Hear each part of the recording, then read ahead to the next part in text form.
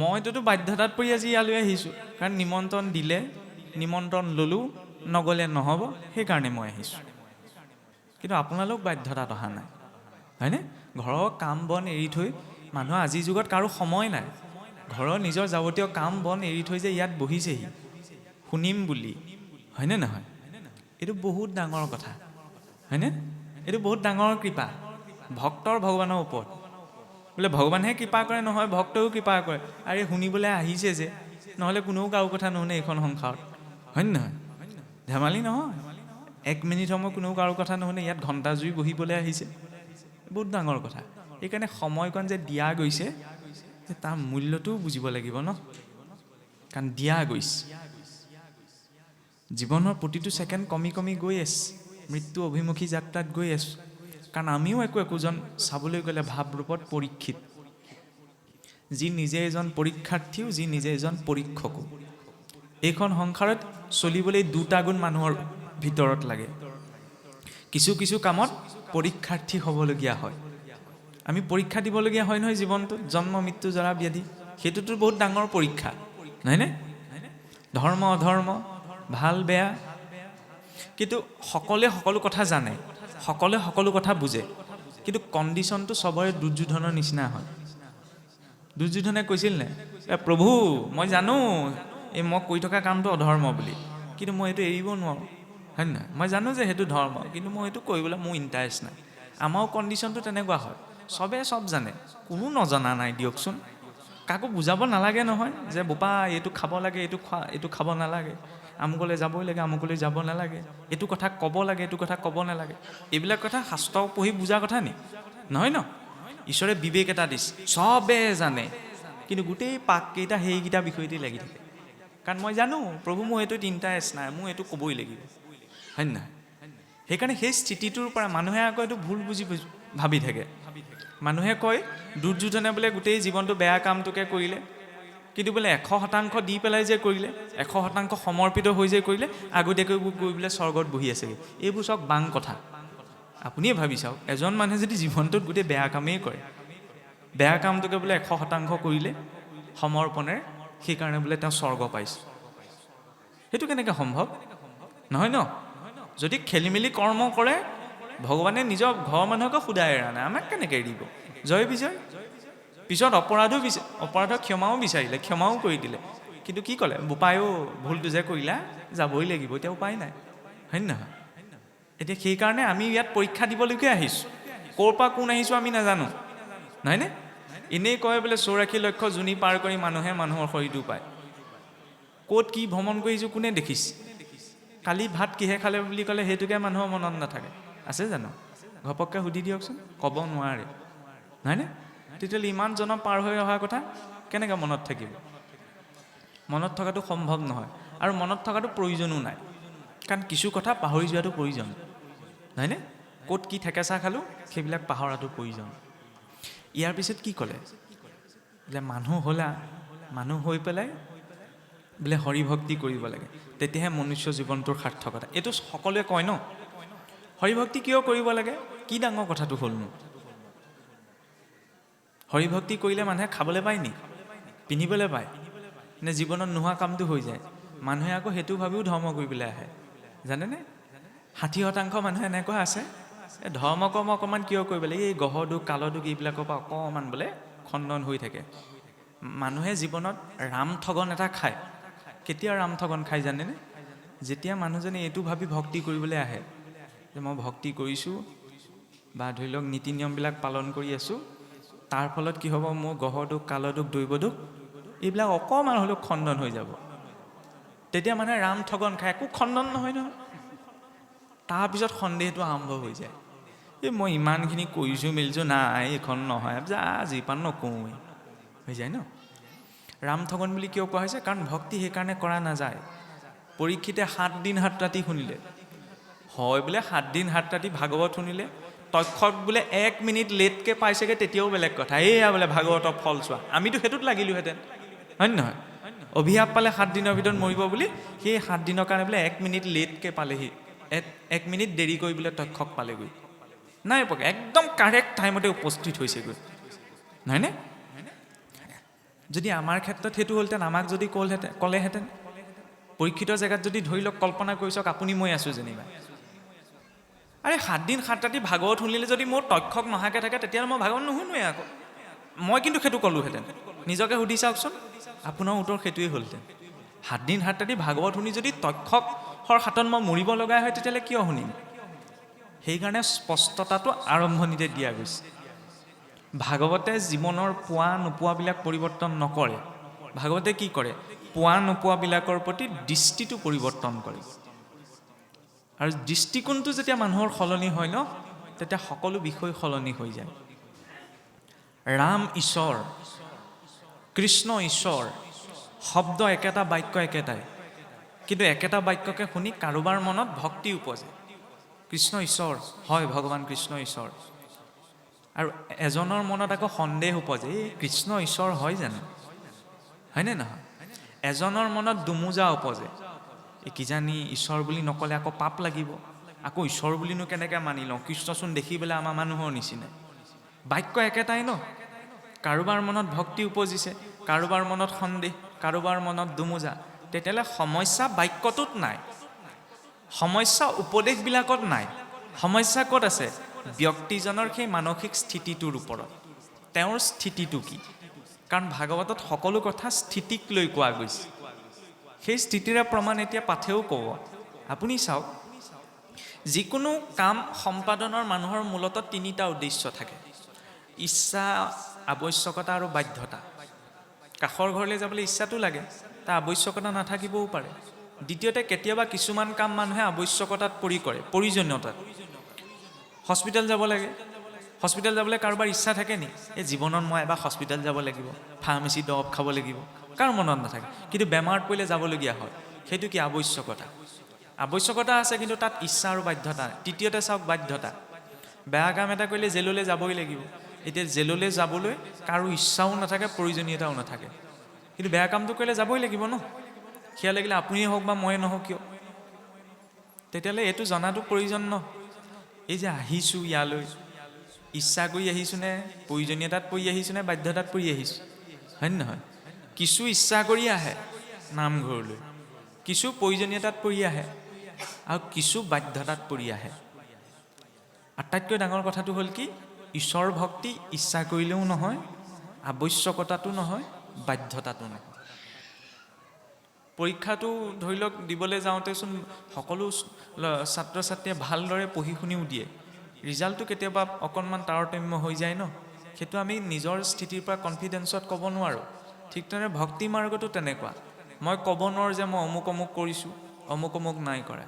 আমি এপ্লিকেশ্যনখনহে দি আছোঁ, কেনেকৈ একচেপ্ট কৰে সেইটো তেওঁৰ কথা, সেইটো ঈশ্বৰৰ প্ৰতি দিয়া স্বাধীনতা। 2টা ভাৱ আছে ঈশ্বৰৰ ভক্তি কৰাৰ ক্ষেত্ৰত। বৰ ধুনীয়া উদাহৰণ 2টা আছে। এটা হৈছে আপোনাৰ মৰ্কট প্ৰপত্তি, মাৰ্জাৰ প্ৰপন্ন। ভক্ত এই 2টা কোৱালিটিৰেই থাকে বোলে। এতিয়া চাব, মৰ্কট প্ৰপত্তি, মৰ্কট মানে হৈছে আপোনাৰ বান্দৰৰ পোৱালি, মৰ্কট বান্দৰ, আৰু মাৰ্জাৰ মানে হৈছে ক্ষমা কৰিব, মেকুৰী। সংস্কৃতত মাৰ্জাৰ বুলি কয় মেকুৰীটো। বোলে এইটো আকৌ কি কথা হ'ল? মৰ্কট বান্দৰৰ পোৱালিটো কেনেকুৱা? বান্দৰৰ পোৱালিটো যেতিয়া জন্ম হয়, জন্ম হোৱাৰ পাছত দেখিছে নহয় বান্দৰবিলাক বগাই ফুৰা, মাকজনীয়ে যেতিয়া কোলাতে লৈ পেলাই ইডালৰ পৰা সিডাল ডাললৈ জঁপিয়াই ফুৰে, চাবচোন বান্দৰৰ পোৱালিটোক খামোচ মাৰি মাকৰ গাত ধৰি থাকে, হয় নহয়? দেখিছে? ইয়াৰ পিছত মেকুৰীটো চাওকচোন, মেকুৰী পোৱালিটো কি হয়? মাকে যেতিয়া ধৰি পেলাই ক'ৰবালৈ লৈ যায়, এই হাত ভৰিবোৰ কুচাই দিয়ে ন, মাকজনীয়ে ডিঙিতে কাম মাৰি পেলাই ইঠাইলৈ লৈ যায়। ভক্ত কণ্ডিশ্যনো এই 2টাই থাকে ভক্তসকলৰ। কেনেকৈ? এজনৰ সেই মৰ্কটৰ অৱস্থা যে মাকে এঠাইৰ পৰা ইঠালৈ নিছে বুলি তেওঁ জানিছে, কিন্তু কিজানি পৰি যায়, সেইকাৰণে মাকৰ গাতে খামোচ মাৰি ধৰি আছে, হয় নহয়? এইফালে মেকুৰী পোৱালিটো, সিও জানে যে মাকে এঠাইৰ পৰা আন ঠাইলৈ নিছে, নিৰ্ভয়, কিন্তু সি ধৰা নাই। সেইটো কি? সেইটো অজ্ঞানতা নি? নহয়, যে মাতৃৰ প্ৰতি তেওঁ পূৰ্ণ বিশ্বাস আছে, মাকে ডিঙিত ধৰি নিছে যেতিয়াও অসৎ স্থানত নেপেলাই গৈ বিপদত পৰিব লগা নহয়। ভগৱানৰ ক্ষেত্ৰতো তেনেকুৱাই, হয়নে? সেইকাৰণে অলপ আগত যে ওলাইছিল শাস্ত্ৰৰ বিষয়বিলাক চোৱাৰ চশমাযোৰৰ দুখন লেন্স আছে, এখন হৈছে বিশ্বাসৰ, এখন হৈছে প্ৰেমৰ, হয়নে? বিশ্বাসটো মানুহৰ মনত উপজিবলৈ সময় লয়, হয়নে নহয়?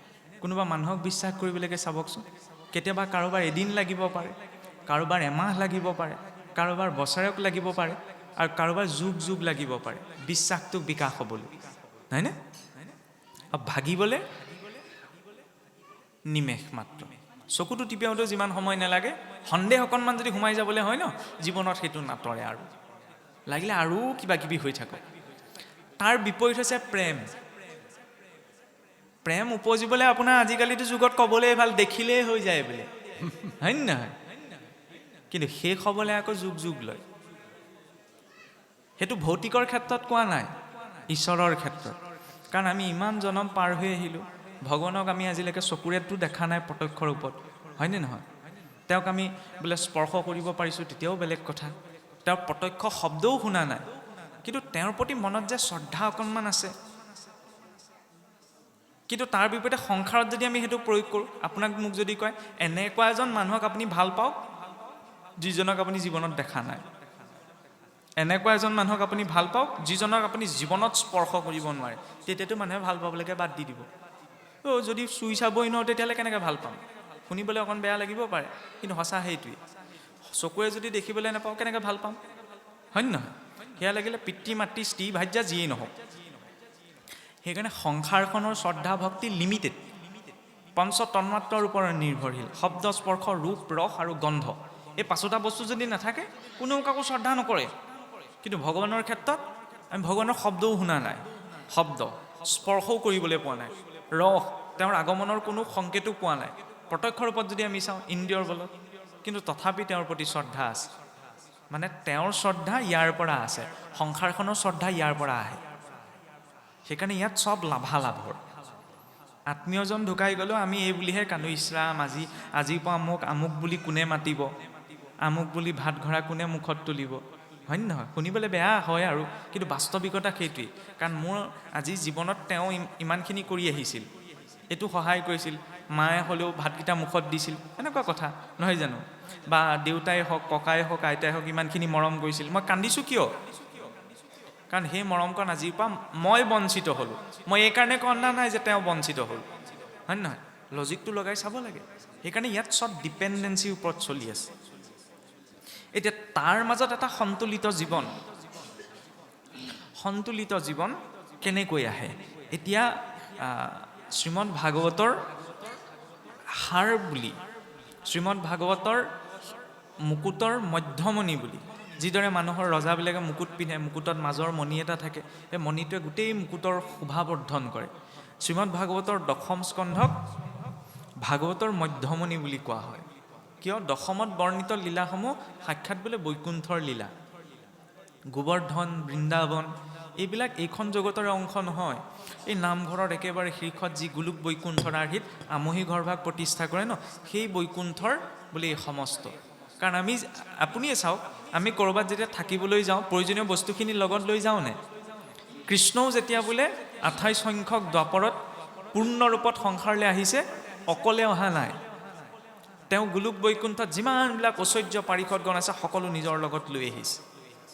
শ্ৰীমদ ভাগৱতৰ সম্পূৰ্ণ 90টি অধ্যায় আছে। প্ৰথমৰ পৰা ৪ৰ্থটি অধ্যায়লৈকে ভগৱান কৃষ্ণৰ জন্মৰ প্ৰসংগ চলিছে। ইয়াৰ পাছত পঞ্চমৰ পৰা 39 সংখ্যক অধ্যায়লৈকে ভগৱান কৃষ্ণৰ প্ৰাথমিক লীলা, যিখিনি আমি ভগৱান কৃষ্ণৰ শিশু লীলা বুলি জানো। আৰু শিশু লীলাৰ পাছতে 40 সংখ্যক অধ্যায়ত ভগৱন্তৰ এজন একান্ত ভক্ত অক্ৰূৰৰ স্তুতি। ইয়াৰ পিছত 51ৰ পৰা প্ৰায় 53 নং অধ্যায়লৈকে ভগৱান কৃষ্ণৰ ব্ৰজলীলাৰ বৰ্ণনা আহিছে।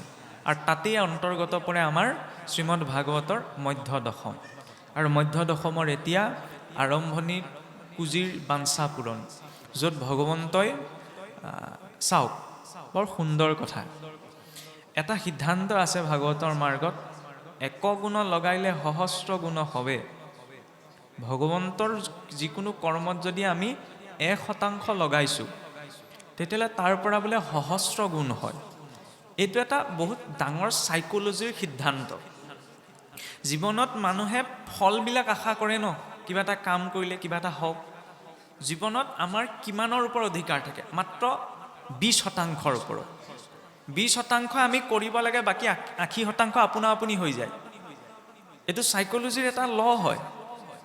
ভাগৱতেও সেইটো কৈছে যে ভগৱন্তৰ নামত এক জীৱনৰ যি প্ৰাপ্ত হৈছে তাৰ এগুণ লগোৱা, বাকী সহস্ৰ গুণ আপোনা আপুনি হৈ যাব। কেনেকৈ চাম? নিজৰ শৰীৰটোতে প্ৰমাণ ন। আৰে ভাতকেইটা সানিলোঁ, পিটিকিলোঁ, মুখত দি দিলোঁ, হজম নিজে কৰিব লগা হৈছে নি? বোলে বহি লওঁ, বহি লৈ গৰুৱে হজম কৰা দি মই হজম কৰোঁ অলপ, হয়নে? বোলে মোৰ শৰীৰত এতিয়া তেজৰ প্ৰয়োজন, মোৰ হজম হোৱাৰ পিছত অন্নৰ পৰা একদম ৰক্ত উৎপন্ন কৰিব লাগিব, মই ৰক্ত উৎপন্ন কৰোঁ। কৰিব লগা হৈছে নি? নাই হোৱা ন। মোৰ প্ৰতিটো আঙুলিৰ প্ৰতিটো স্নায়ুৰ জৰিয়তে, প্ৰতিটো পেশিকাৰ জৰিয়তে শৰীৰৰ প্ৰতিটো অংগলে শক্তি প্ৰবাহিত হ'ব। ATP, এডিনোচাইন ট্ৰাইফস্ফেট বুলি কয় চাইন্সত। কিছুমান মলিকুলৰ শক্তিৰ কণাৰ জৰিয়তে শৰীৰটোলৈ শক্তি প্ৰবাহ হয়। মই কৰিছোঁ নি? ATP মই বনাইছোঁ নি? বংশগতি মই চলাই আছোঁ নি? নাই চলা ন। 20%। ভাতকেইটা বনালে, খাই দিলে, বাকী আপোনা আপুনি হৈছে ন। সেইকাৰণে জীৱনত যেতিয়া আমি যিকোনো কাম এটা কৰোঁ ন, কামটোত নিজৰ দায়িত্বটো বুজি, যেনেকৈ আমি ভাতকেইটা খোৱা সময়ত আমি খোৱাটো দায়িত্ব বুলি জানো, কিন্তু হজম হোৱাটো নিজৰ দায়িত্ব বুলি পালন নকৰোঁ, কাৰণ আমি জানো যে সেইটোত মোৰ অধিকাৰ নাই। সেইটোকেতো গীতাৰ জৰিয়তে বুজাব বিচাৰিলে। কৰ্মতহে অধিকাৰ আছে, ফলটোত অধিকাৰ নাই, বাকী এইবিলাক আপোনা আপুনি হ'ব। কিন্তু আমি কি হয়, সংসাৰত কামটো কৰোঁ, কিন্তু কামটোৰ পৰা কি হ'ব, কিমান % হ'ব, এইবিলাক কেলকুলেশ্যনত লাগি থাকোঁ। সমস্যাটো তেতিয়া হয়, সেইটো আমাৰ ওপৰত ডিপেণ্ডেই নকৰে। আৰু তাৰ ফলত কি হয়, এই যিটো সিদ্ধান্ত আছে 20% আৰু 80%, এইটো খেলি মেলি হৈ যায়। ভক্তি মাৰ্গটো তেনেকুৱা। মোৰ দায়িত্ব, মই নিজেই যিমান পৰিষ্কাৰ পৰিচ্ছন্ন হৈ মানসিকভাৱেও কায়িকভাৱে ভগৱন্তৰ ওচৰত সমৰ্পিত হোৱা, সিমান কণ কৰিব লাগে, বাকী আপোনা আপুনি হৈ যাব। বুলিব কেনেকৈ বুজি পাম? ভাগৱত দেখিবলৈ ইমান ডাঙৰ গ্ৰন্থ, ক'ত সৎসংগ বিচাৰি যাম, কলিযুগ হৈছে, চাৰিওফালে সমস্যা। কোনে ভাবিবলৈ কৈছে? একো ভাবিব নালাগে। মনত যদি সমৰ্পণটো আছে ন, বাকী 80% তেওঁ লৈ যাব। আৰে প্ৰহ্লাদটো দৈত্যৰ মাজত আছিল, হয় নহয়? কোনেও তাত ভগৱানৰ নাম নলয়। আৰু যিকেইজনে লৈ আছিল, এই কশিপুৰৰ ভয়ত সেইকেইজনেও বন্ধ কৰি দিলে লোৱা, নহ'লেতো ৰজাই সোধাই নেৰে। প্ৰহ্লাদ মাত্ৰ 5 বছৰীয়া এটি শিশুহে আছিল, তেওঁৰ কোনো পৰিৱেশ নাছিল ভক্তি কৰাৰ বাবে, কিন্তু অকণমানো বিচলিত নহ'ল। যেতিয়া কশিপুৰে পোনপ্ৰথমতে, মাজতে কৈছোঁ আৰু সকলোৱে জানে যে হাতীয়ে গছকালে, বিহ দিয়ালে, সাপে খুটাই মাৰিব বিচাৰিলে, নামাৰিলে। পিছত যেতিয়া পঞ্চম বেলিকা ক'লে বোলে 1000 ফুট ওখৰ পৰ্বতৰ পৰা প্ৰহ্লাদক ঢকা মাৰি পেলাই দিয়ে, তেতিয়া যিসকলে সৈন্যই প্ৰহ্লাদক শাস্তি দিবলৈ নিছিল ন, তেতিয়া তেওঁলোকৰ মাজত এটা কথোপকথন চলিছিল। তেতিয়া মানে সেই দৈত্যসকলে কৈছে যে মহাৰাজে আপোনাক ইমান কষ্ট দিছে নিজৰ পুত্ৰ বুলি ভাবিও, কিন্তু তেওঁ এইটো অনুভৱ কৰিব পাৰে যে বাৰে বাৰে আপোনাক কিবা এটা শক্তিয়ে ৰক্ষা কৰি আছে। প্ৰহ্লাদক যেতিয়া ঢকা মাৰিবলৈ আগবাঢ়িছে ন, তেতিয়া প্ৰহ্লাদৰ মনত কোনো ভয় ভাৱ নেদেখি মানে সেই শাস্তি দিবলৈ যোৱা সৈন্যকেইজনে সুধিছিল যে এতিয়া আপোনাক আমি ইমান 1000 ফুট তললৈ পেলাই দিম, আপোনাৰ মনত অকণমানো ভয় নাইনে? বোলে নাই, মই ভয় কিয় কৰিম, কাৰণ মোক ভগৱন্তই ৰক্ষা কৰিব ন। কথাবিলাক একেবাৰে সহজ, কিন্তু গভীৰতাবিলাক বহুত ভবাতকৈও গভীৰ। তেতিয়া সেই সৈন্যকেইজনে কৈছে যে ঠিক আছে, আপোনাক যেনিবা আগতে 3-4 বাৰ ভগৱানে ৰক্ষা কৰিলে, কিন্তু বাই চান্স কিবা কাৰণত এইবাৰ যদি আপোনাক ভগৱানে ৰক্ষা নকৰে, তেতিয়া প্ৰহ্লাদৰ সহজ উত্তৰ আছিল, নকৰিলে নাই আৰু, কাৰণ জীৱনৰ সকলো পৰিস্থিতিত তেওঁৰ মোৰ প্ৰভু হয়, গতিকে মোৰ সকলো পৰিস্থিতিত তেওঁৰ অধিকাৰ আছে। মোৰ ওপৰত, মোৰ লগত ভাল কৰে, বেয়া কৰে, ৰক্ষা কৰে নকৰে, সেইখিনিক লৈ ভগৱন্ত স্বতন্ত্ৰ। ইয়াতকৈ আৰু ডাঙৰ সাহস কি আছে? আমি লাগি থাকোঁ কি এই সুখ হ'ব, দুখ হ'ব ইত্যাদি বিষয়খিনি, সেইটোত আমাৰ অধিকাৰেই নাই। তেওঁ স্বতন্ত্ৰ। আমাৰ জীৱনত কি হয়, কিছুৱে আকৌ কয় নাই মাই লাইফ মাই ৰুল, মহাভ্ৰমত আছে, নিজৰ ৰুলৰ মতে কোনেও একো কৰিব নোৱাৰে, নিজৰ ৰুল মতে উশাহকেইটা ল'ব নোৱাৰে। কিহৰ মাই লাইফ মাই ৰুল? নচলে ন।